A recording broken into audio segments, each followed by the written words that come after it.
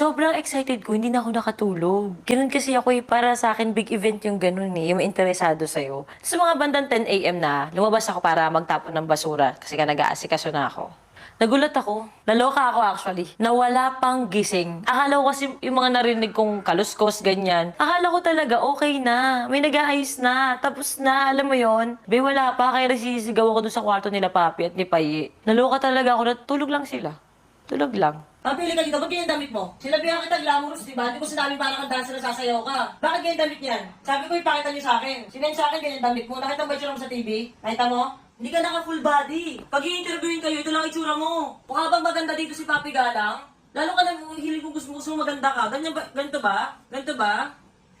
Ba't ganyan damit mo? Ito tinignan ko yung damit niya ito eh. Di ba sabi ko pakita niyo sa akin kagabi or kanina sana pilakita niyo ng umaga? Hindi ko magets eh, putang ina eh. Sabi yung excuses mo putang ina mo eh. Kaysa postpartum, kaysa buntis ulit. Kaya dapat sabihin ko na ako sa'yo eh. Lahat ng pag-a-adjust eh. Pati yung damit hindi mo alam? Ano sabi ko sa inyo? Kahit magkaibang kulay. Basta nagbamatch yung itsura, wala akong sinabing same color. Hindi mo pwedeng sabihin sa akin na ano, nasumunod ka lang sa ano niya, sa kulay ng damit niya. 18 yan eh. Ikaw nagbasakop sa ano, ikaw sumunod sa kanya. Tatlo ng anak ko, ikaw ang susunod sa kanya? Bata na susunod? Bobo ka! Pinalindi kami pagiging bobo! Hindi na nakakatuwa! Cute-cute sa una, oh, si Papi, may ganito, may ganyan. Ginagawa ating biro, pero pinaninindigan mo. Kagabi mag-ausap tayo ito, body gesture. Alam ko, nag-iisip ka, hindi na tutulala ka lang. O nakakampante ka na, hindi naman na magagalit sa akin si Tony eh. Di ba? O kaya dadahilan ko lang, may postpartum ako, o baka buntis ako ngayon. Pag tinanong kita, Papi, ano, hindi, walang pupasok sa utak ko. Parang ganyan ka lang. You're not even thinking. You're not even trying. Something's wrong. Pinanindigan mo yung magiging bobo ngayon. Hindi na nakakatuwa, Papi. Hindi ka ganon. Dahil kapag may mga argumento dito, biglang gumagaling yung utak mo. Nakakapag-isip ka agad. Ginagawa mo na lang siyang dahilan. Napapansin ko na. Sabihin na nila ang gusto nilang sabihin, wala na akong pakialam. Nasanay na nga ako. Basta ako ang tingin ko, pag anak ni Tony Fowler yan, lumabas ka ng pinto, kailangan maayos ang itsura mo. Pag mukha tayong mayaman, may pera tayo o wala. Actually, para sa akin, ang isang taong mayaman ay mayaman sa pangaral, sa paggabay, maayos. Mukhang mayaman. Ganun ang tingin ko sa mayayaman. Nagabayan, may paki kung ano yung suot mo, kung ano yung aura mo. Kasi yung pupuntahan mo, production yun eh. Naghanda sila para sa inyo, gumising sila na maaga para sa inyo, pinaghandaan yung pagdating nyo. So sana paghandaan mo rin yung pagdating mo. Sino nag-alarm sa'yo dapat gising na kayo ng 8 or 7? Yung pinag-usapan kagabi. Sino? Ako po, hindi naman nagsip. Parang oras na yung talaga ako makatulog. Nag-chat pa ako sa hindi ako makatulog talaga. Nag-alarm ka. Ikaw, Arvin, nag-alarm ka. Hindi mo narinig yung alarm niya. Alam mo, di ba, na may Tony Talk sila? Ikaw, nag-alarm ka ba? Hindi. Putang ina nyo! Kinausap ko kayo kagabi! Team happy yan eh! Magkukulang na isa, magkukulang ng lahat! Si Mami, hindi ko ba dahil buntis, magulo ganito? Saan kasi nalang mo yung responsible ng asawang buntis? Pag alam mo si Mami buntis, putang ina, baka hindi ko magising ang oras na natutulog. Pumunta ka sa yaya at gising mo si Mami ng gantong oras. Ang yaya natin, purahin pa lang gising na. Ikaw pa eh! Hindi ka nag-alarm? Hindi ka nagising sa alarm. So, ganun lang yon. Kung next time, hindi kayo makapunta doon, hindi kayo maka-attend sa meeting, hindi kayo sa mga big time opportunity sa buhay nyo, na interesado sa inyo, na wala naging interesado sa inyo ever. Okay lang yun, di naman nagising hindi nakatulog ganun talaga eh. What makes you think nakapunta ako sa mga taping ko, lahat ng taping ko? Nauhospital ako on the spot. Bakit? Hindi ako makatulog. Minsan 30 minutes lang pero gising ako. Kasi career ko to eh. Wala kasi akong inaasahan Tony Fowler. Kampante! Putangin na kaya hindi umangat mga karir niyo eh. Kaya ang pera sa bako hindi nagiging milyon, puki na kailan kayo sasabay. Sipag yun, tangina. Buntis ka o ano? Hindi ka makakatulog at nakatulog ka ng konti, gising ka ulit. Magigising ka sa alarm. Itotodo mo. Isa-secure mo. Nasabihin mo sa mga yaya. Wala. Si Miss Yana, 8 AM pa lang nandyan na. Akala ko gumagano na kayo, may mga narinig akong kaluskos, putang ina. Buti pala lumabas ako na 10 AM para magtapon ng basura. Hindi ako makapaniwala sa inyo, putang ina. Ngayon ko naramdaman na wala kayo tutulong sa pamilya to. Sarili niyo hindi niyo matutulungan. Ba't ko kayo sasamahan? Nakala nila damit ko, na-realize ko, ba't ko sasamahan to, putang ina masyadong baby? Para ano, maging komportable kayo pagdating ko doon? May kakilala na si Mami Oni, hindi na kayo mahihiya, hindi. Ayoko na maging bungangera, pero ginagawa nila akong nanay. Ginagawa nilang anak ko sila, kaya wala, lagi ginagera ko ganun nangyayari. Yung parang palagi kang kakabahan, paano pag namatay ka, sinong gagabay sa mga to? Paano na kaya? Si Mami bago ko malis, sabi mo sila. Mag-ayos ka, magsapatos ka. Tumingin pa siya sa akin, umuho siya. Hindi nakasapatos. Hindi, ganun gusto niya forma. Gusto niya naka-pick up siyang madumi. Magkaisa-isa lang mapantay sa bahay. Tapos tayo na, Harvey. Hindi ka maporma? Hindi mo kailangan pumorma pag akit ka sa stage. Ang dami mong damit dyan, hindi nagagamit. Ang dami mong sapatos, hindi mo gamitin.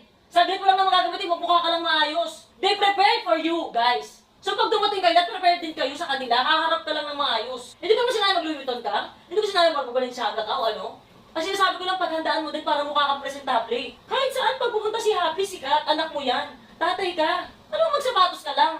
Ang inang yan. Napagalitan din ako ni Tony. Nagmamadali na kasi ako noon, hindi ko siya nasunod. Pumunta ako doon nakapang bahay at nakachinelas lang. Tanggap ko naman yun at sabi ko hindi na yun mauulit. Eh si Papi, nakita mo yung itsura ng ate mo. Ang TV nakakataba. Ang pangit tignan, Papi. Ang pangit tignan. Sobra. Matagal mo na problema yan. Choose ng outfit. Alam mo kung bakit? Utang ina mo, ayusin mo yung mga damitan mo, ayusin mo yung kwarto mo. Huwag kang dumaba dito. Wala na upuan ko. Huwag kang umalito. Huwag tayo magsigahan. Ayusin mo. Wala pa sila si Happy. Tama, wala si Happy. Then it's your time to shine. Ayusin nyo yung mga dressing room nyo. Ayusin nyo lahat. Pag matulog ka kay Paye, huwag kang pumasok, putak, ay naayusin yung mga damit mo, mabawasan yung sa cabinet nila. Nasa kwarto nila. Paano ka makakabili ng maayos na outfit? Eh, ang gulo-gulo ng ano mo, ng damitan mo. Sinabi ko na, di ba, maayos na damitan, maayos na buhay. O, tignan mo, putang ina. Papi, ikaw ang nasa showbiz industry. Ikaw ang nasa entertainment industry. Tayo ang show. Hindi mo sila kailangan tanungin. Ano sinabi ko kagabi, ipakita nyo sa akin, di ba? Wala nagpakita sa akin kagabi. Wala. Anong oras na ako natulog? Wala nagpakita sa akin. Hindi nahiya ako kasi baka tulog baka. Putang inang hiya, walang ganun. Mukha kang dancer, ang puso ko compete eh. Buti sana kung hanggang pa yung kita eh. There will be times na pwedeng ganun, pero kung focus yan, ito. Ito ang importante dyan. Matagal mo ng problema yan, pare, pagpili ng damit. Matagal na. Pag may patay, mali. Pag nasa mall, pag party. Pag nasa party, mukhang manang. Palit-palit ka, be. Kasi gusto mo ikaw nasusunod. If you need opinion, hindi sa asawa mo. Diyan kasi maganda ka sa inyo pag nakaubad ka, pag walang damit. Hindi kay payi. Tinanong ko naman sila pa kung ano ba itsura ko noon, bagay ba. Sabi niya naman, okay naman Tim, maganda naman, maayos naman. So ako naman, syempre, niniwala ako. Kasi dalawa sila nung nagsabi na okay naman daw. Eh bakit ako yung sisisihin nila? Eh bata pa ako. Bakit sila nakikinig sa akin? Ano bang alam ko sa fashion? Halata namang nai-insecure sa akin si ate kasi mas maganda yung damit ko sa kanya. Eh bakit niya kasi ginagaya yung color palette ng damit ko, di ba? Hindi mo gagawin sa TV camera na magmukha kang Barbie na nakagano si iyak-iyak ka. Hindi siya ganun. Yung damit mo okay pa eh, pero yung ate mo hindi. Tinignan ko yung damit mo kanina, di ba? Pumasok ako ng kwarto tapos ganyan. At tinignan ko okay. Eh syempre, ano na ako dito, hanggang sa sumigaw na ako, 11:40 na, umalis na kayo! Nalate kayo, tama? Hindi ko lang talaga maintindihan kung bakit kaya nyo siyang hayaan lang. Sa totoo lang, ginawa nyo kanyang tulog na tulog kayo.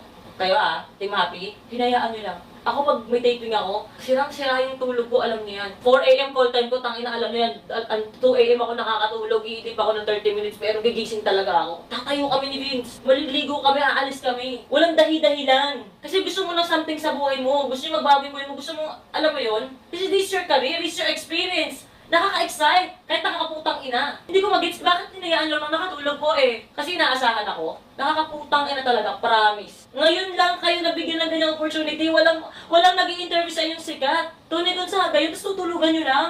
Ano, re-resket ko? Ganon? Sige nga, pakikwento sa akin. Bukod kay Tony Gonzaga, sa buong karir mo, ikaw papi, gusto matagal kita nakasama. Ikaw pa bago ka pala. Ikaw din Happy, ang makasama mo. Ano na ang pinaka nangyari sa Team Happy na something big? Wala. Ito pa lang. Tapos tulog lang kayo. Hindi lang nagising yung alarm. If you really want something, secure mo. Baka di ko marinig alarm ko. Kilala ko sarili ko. Anong oras na ako? Tangina. Si Papi, isa-isa. Baka hindi ako magising mamaya. Baba kaya ako? Ang sabi ko kaya yung makayaya. Gisingin kami na gantong oras. Ganun nakaisip. Alam mo yung nakakatawa dito? Para ako nagagalit sa grade 6. Veteran niya. O sa grade 2. Basta nasa elementary. Bakit di ka pa sa school? Ba't di ka na magising sa yaya mo? Anong oras na? Mag-sorry kayo sa akin, huwag kayo sa akin mag-sorry. Pag ako putang ina naglayas sa paulit-ulit yung ganyang ugali, mag-sorry kayo sa sarili ninyo. Kasi walang kapupuntahan.